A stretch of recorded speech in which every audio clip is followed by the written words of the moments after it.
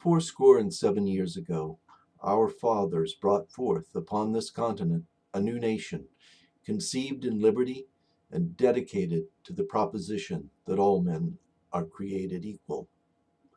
Now we are engaged in a great civil war, testing whether that nation or any nation so conceived and so dedicated can long endure. We are met here on a great battlefield of that war.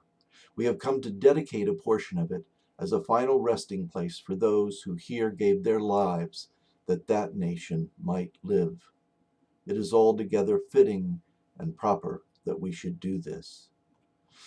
But in a larger sense, we cannot dedicate, we cannot consecrate, we cannot hallow this ground. The brave men, living and dead, who struggled here have consecrated it far above our poor power to add or detract.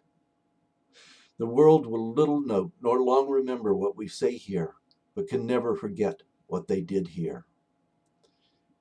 It is for us, the living, rather to be dedicated here to the unfinished work which they have thus far so nobly carried on.